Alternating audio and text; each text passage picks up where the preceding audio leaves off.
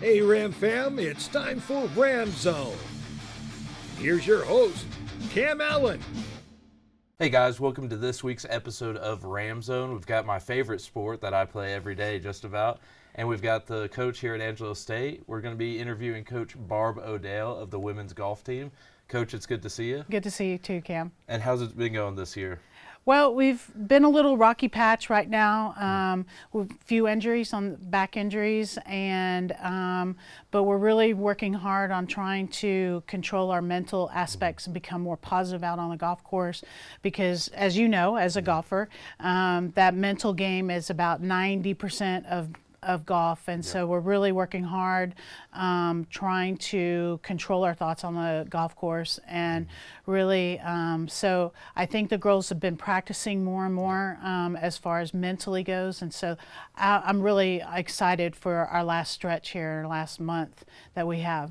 And I know for the first tournament this semester, y'all had Vanderkrook. She finished third, and y'all tied for second as a team. Yeah. And got off to a hard start. This last one, just a little bit of a different outcome. It was. You know, we were so positive going into the practice round in San Antonio, and it really felt like we were like on the right track to even win the golf tournament.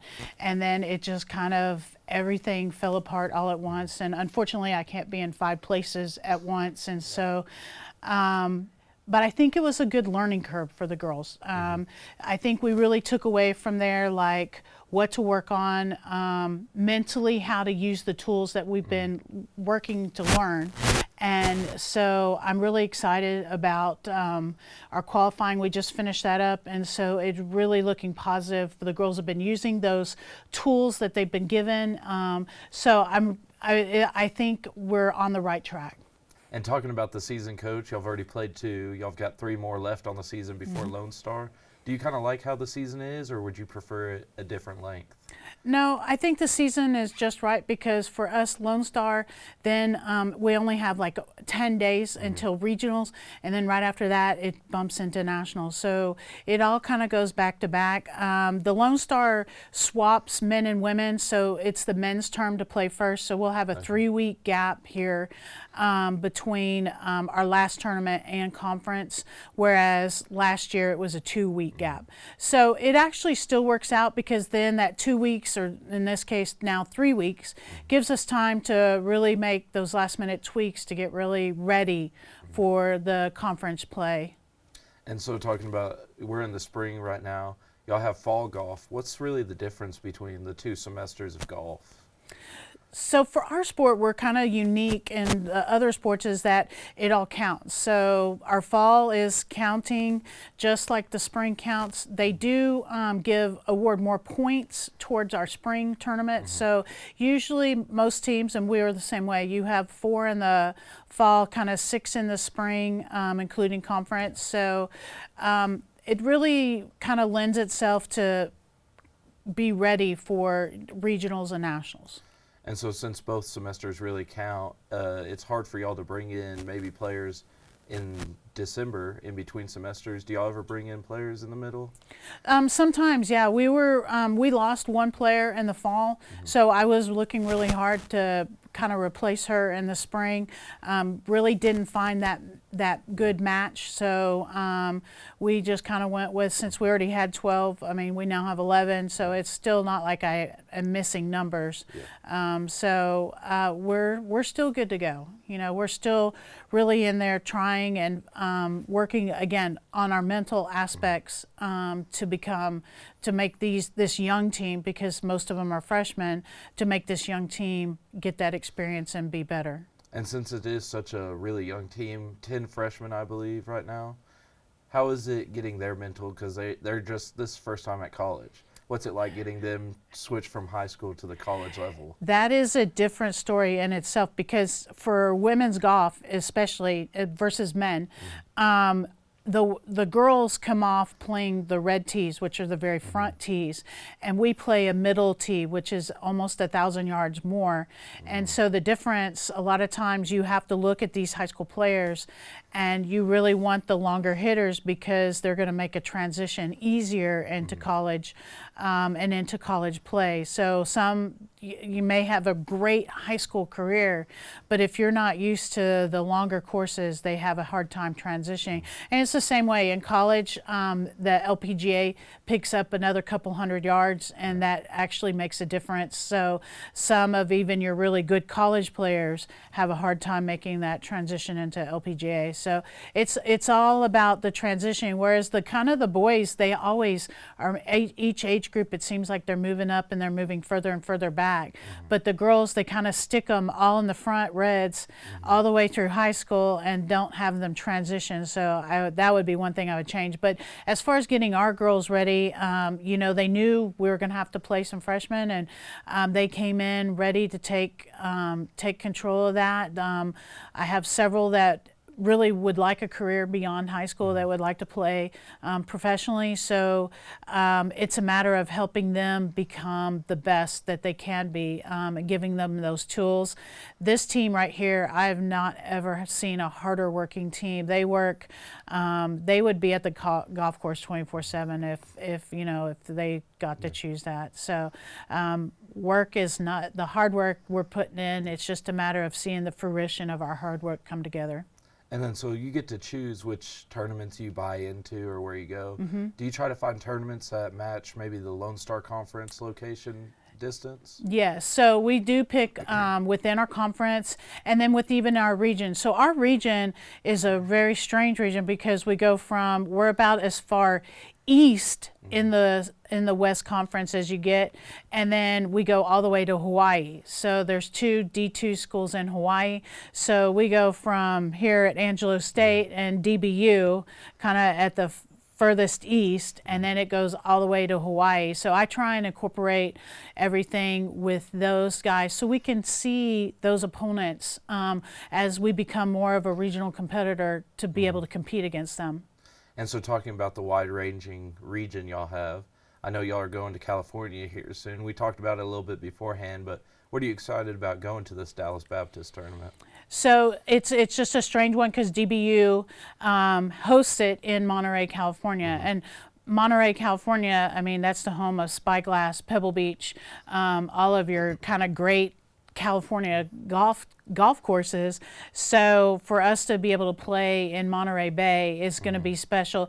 This golf course that we're going to play is a fairly newer one, and it's a little more inland, so we're not like right on the Pacific Ocean, but it'll be neat because it's a different kind of, we have a different grass that the girls are used to, so it should be a lot of adjustments. I really look for my Swedish player Johanna Orling to kind of thrive in this one because I'm guessing, and I don't know 100%, but I think this course is going to more mirror her courses in Sweden. So she maybe have an advantage on this one. And talking about her, Orling, I know her first collegiate tournament back in this fall, she won it individually. Yeah. What was that like, getting somebody in and winning the first one? That was pretty neat. It was pretty special because she came from behind to win, and she just kept making birdie and birdie and birdie. And when I saw her kind of midway through the round, she had just made a double, and I was like, oh man, she's just playing okay. And then you kind of help a few other players, and then you look on our live scoring, and all of a sudden she's gone birdie, birdie, birdie, birdie, and you're kind of going, oh my goodness. Now she's 5 under going in the last 2 holes, has a pretty comfortable lead, and I went to go help her on her 17th hole because I knew she was a little uncomfortable. Her best round ever is 3 under, and so I knew that being 5 under may have been a little tense, and yeah, she was a little juiced up on that 17th hole. But I left her on 18 to let her try and play it out herself because they have to learn. As a freshman, you have to learn to win on your own. And so I went to check on the rest of the team and said, you know what? You got this. I trust you. And she did. She pulled out a great par on a really difficult final hole to win the tournament. So I'm super proud. She struggled since then a little bit, but you can see it coming back. No one works harder than she does. She puts in the hours. She's out on the golf course hours and hours practicing. And I know she had a great round that day. Do you do anything special when your players get under par? Is there some type of reward? Well, there is. So our girls, we set up that if they shoot even par or better in qualifying and or in a tournament, then they earn their name on their bag. And so, and then they can pick their flag so to represent their country. So that tournament, Johanna had earned her name and her flag. And then we also then had her teammate Louise, who also earned, because she shot even par in that tournament, also earned her name. And since then we've had two others earn their name. Just in qualifying, Caitlin Vanderkruck earned hers. She shot even par 72 on a really difficult day out there at the golf course, out there at Quicksand. And the pro out of Quicksand was like, well, the junior girls played really well, because it was about 40-mile-an-hour wind that day. And I said, well, I had one shoot even. They're like, that's a good score. And, you know, you do. When it's 40-mile-an-hour wind and you're fighting that pressure, because she had a really bad first round in qualifying, then she turned it around and shot even par. You know, that really also kind of is that seed of she's working hard mentally to really try and change some into some more positive energy and become a better golfer out there. So yeah, between Caitlin and Johanna, I think we're looking pretty good. And then around here at San Angelo, you have the two country clubs and you have Quicksand, three really good courses. Yeah. How does qualifying really work in practicing at all these courses? So that's that's also unique. For me, I take the top 5. It doesn't matter. They can earn an exemption from the previous tournament if they finish in the top 10 individually, or if they win the tournament or finish in the top 3 in the more stacked tournaments, then the team is exempt. So for California, we didn't have anybody exempt because in St. Mary's we didn't play that great.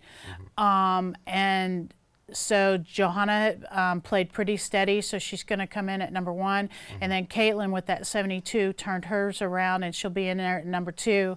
For us, like I said, we have a back injury, so Mia Clark is out for this tournament, trying to get herself ready for Arizona in another week after that. So she had to have a toenail removed, and so that is healing nicely. So we're really optimistic for Arizona. So we're going to be taking Ella Olivares, which this will be her very first collegiate tournament. So I know she's going to be really nervous starting out in a California trip, out in very first college tournament as a freshman. So she and I have been working a little bit more on our mental, like take a breath, breathe, you know, and let's see what you can do out there. And then talking about, I've always wondered, the 3 courses here in San Angelo, they all seem completely different to me. They are. Do you maybe focus on a certain course here, getting ready for where you might be playing that week? We don't necessarily, because right now with San Angelo Country Club closed, so we don't have access to that one. Between Bentwood and Quicksand right now for this spring semester, we have set days that we're out at Quicksand. So we're out at Quicksand on Tuesdays and Thursdays, and so then that leaves Bentwood on Wednesdays and Fridays. And so Mondays we're out at our facility practicing, working on short game and stuff, and then the weekends out at our facility as well, because it's hard to get tee times out in the weekends for our kids, because with San Angelo Country Club closed, everybody's coming in on Bentwood and Quicksand. So it's, with nice days, it's been pretty crowded out there. So we try not to encroach on them. But yeah, so as far as like being able to, I will tell them like, hey, this course mirrors more like Quicksand, or oh, this course is more like Bentwood. So California is going to be kind of completely different, I think, for them. So I was just trying to tell them, get ready. I guess what you could do is take a fan and start spraying water at them. That's the best way you could get Right, ready make for that sure we weather. do it like in high humidity, and maybe just go out in the pampas grass, start whacking and take our balls out there, because the grass out there is pretty thick. Yeah. And then talking about San Angelo Country Club's closure, I know Bentwood, thankfully for y'all, it'll be in May. Are you excited for in October when both those courses are supposed to open? the new the players this year, and any new ones you bring in get to play on the new courses. Yeah, that will be really fantastic. You know, you look at the growth of golf here in San Angelo, and that we're not happy just being as is. Like, we're setting the bar and keep pushing to be better and better. And so that's going to make my players better and better all the time. So I'm super excited about, you know, the changes that they're coming with.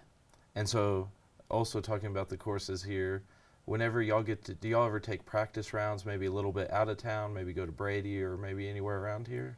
We haven't, but we probably will come August and September when the other two country clubs are still closed. So we're going to probably have to utilize a lot more. And actually, I've even been eyeing the little course there in the middle of San Angelo, you know, like, what can we do to practice? And we'll do everything we can to try and get better. And I know earlier we talked about how y'all are a young team and getting ready for this and all the tournaments, but how does that affect recruiting when you're that young? Does it make it maybe easier? You don't have to focus on it too much? So for us, it's been pretty not easy with the new facility, but it's pretty exciting for recruits when they see that.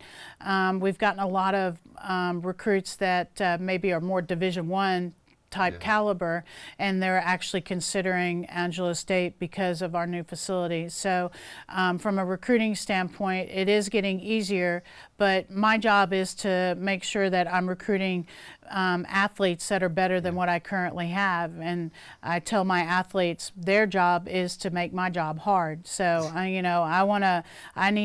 always looking for people that are going to be better than the ones I'm losing. So for this year, we're just losing Lacey, but then, like I said, we lost Louise in the fall. So replacing them, I've got two good recruits coming in for next year. So that will be pretty interesting to see the dynamic and how things shift over without having Lacey in the lineup for the last 4 years. And then talking about the two you've just got to commit here, Addison Barber and Christine Husey. One's from out of the country and one is from the country. What's the difference in recruiting players from both outside and in the United States? So for golf, and I think it really goes for all the sports, there's a stigmatism in Division II, like, oh, I've got to be a D1 athlete. And then you're kind of going, well, why would you go to a D1 really terrible school and not fight for a championship when you could come to Division II, which to me in golf, I would compare our top, let's say the top 10 in Division II are very comparable to the top 30. I'm not talking about your top 10, top 20 in Division I, because those guys are SEC and ACC and Big 12. Those guys are like way above. But for us competing against non-Power 4, I would take us on anytime. And so I really believe that Angelo State is coming into its own, and so athletes now are going to have to choose. So fighting that American stigmatism of oh, I got to be a D1 athlete, that's something I think all of us coaches kind of fight against. And then once the athlete realizes, oh, I just get to play, and now I could have a possibility of getting a championship and going on to a national championship, I think that allure is out there. And the internationals, to be honest, they just want to go to the highest bidder. So you just really kind of have to start going, okay, I think that they're worth this much in Division I, so if I can outbid them and bring her in for a little bit more money, and it really is a money game. And I know that it's supposed to be college athletics, but if you offer them more scholarship money, because they're not all coming in on full scholarship, that's a myth. So most of them are coming in somewhere between 50 and 75%, and so you kind of go, okay, kind of rank the value of the athlete. So for me, I really am trying to find American Texas kids that don't have that chip of, oh, I have to go D1, and those are the ones that I really love working with. But if we have to, then we go international, and we're gonna try and get together the best mix of women that we can that will help us propel towards that national championship. And you talk about the kind of bidding war that goes in college sports now, and we have the transfer portal. Does that really affect maybe golf as much as other sports? It does. And I think because women's golf, until starting next year when it becomes full scholarship, and that's a whole nother thing that Division I's going to fight against, or kind of see.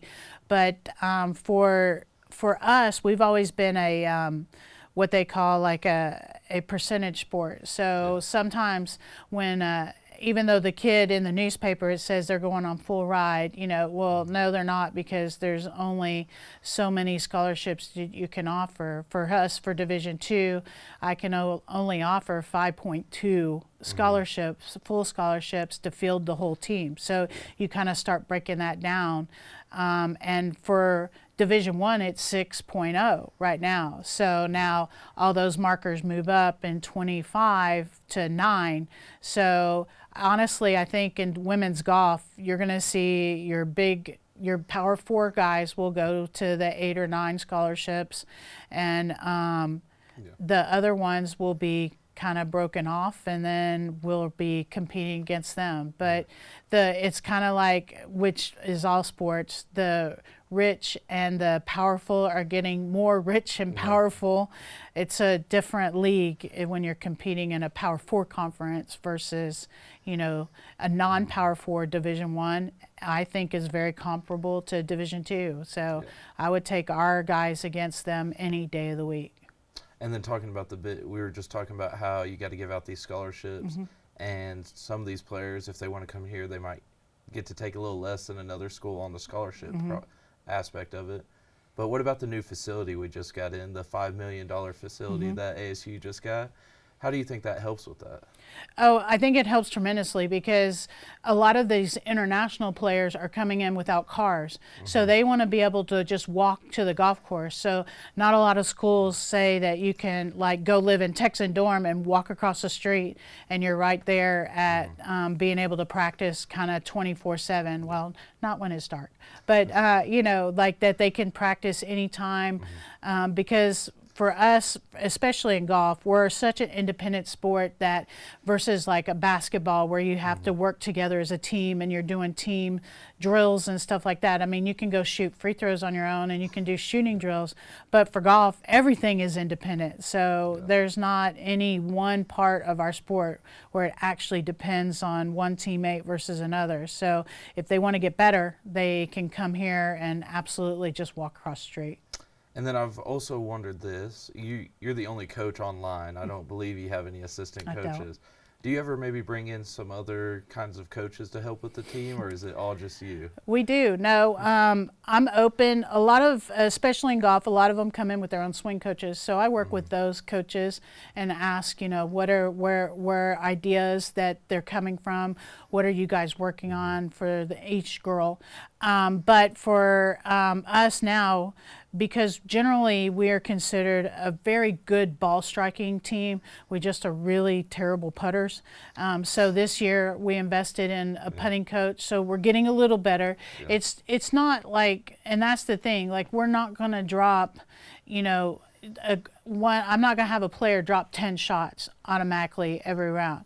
But if I can have them drop 1 or 2 every time, and then now their average is slowly going down, that's what I'm looking for, is that slow and steady improvement. And then when we get our new guys in there, that they buy into our putting coach. And then we also, just a few weeks ago, right before San Antonio, brought in some mental coaches from North Carolina to really help us try and strengthen that. I think our girls at that point were like, we can win the national championship. We're going to take on the world. And I really think that they thought, but all the information that these guys gave us, it was like a waterfall. And so it's like trying to get a drink of water from a waterfall, and they're just all of a sudden overwhelmed with the amount of information. So that's what we've been working on the last few weeks, is really picking apart what applies to each girl individually, how does it help them mentally, and then we actually are going to zoom in with them today to work more on key aspects for each girl. And then back in your playing career, did you ever have a mental coach and all these different things? We didn't have. I mean, I had my own swing coach, Yeah. but our coach was kind of on that cutting edge. I mean, you're talking 30 years ago, so it was a long time ago. Well, actually more, like 35. Anyway, that was a long time ago. But our coach really had us. We would have sessions about once a month with a psychologist that would just really help us learn to visualize. And to me, the visualization that I took for granted, I didn't realize that my team didn't have those skills. So now I'm working really hard with them to help them build and practice those visualization skills. Because if we can do that, then it's almost like we've already gone through practice. So, and we go back to what I was saying, golf is about 90% mental. Well, most golfers spend 100% working on the physical, and there's no working on their mental game. That doesn't, percentage-wise, doesn't make sense when the game's already 90% mental. So we've been having exercises and making them go through some different routines to really help them try and visualize what they're doing better. And then in your playing day, I've always wondered, what would you say was the best part of your game? Your driver, your irons, what was it? For me, I was the longest player in college golf at that time. Yeah. So back then I was known to hit 300-yard drives with persimmon woods, and so I just was able to really generate that power using my legs, and not that I'm like a really tall person, but I was known for my long game. So I could hit 18 greens in regulation and still shoot 75. So my putter probably need a little more work. Yeah, that was back in the old days. Well, Coach, I had to ask that because I know my problem's just about everything. But Coach, I want to say thanks for coming on. Good luck with the rest of y'all seasons. Y'all got hopefully a long few more months of golf left. That's right. And guys, thanks for watching this week's episode of Ramzone. I was your host, Cameron Allen, with Coach Barb Odale. Next week we're off, and then we'll be back after spring break, and I hope y'all have a good one.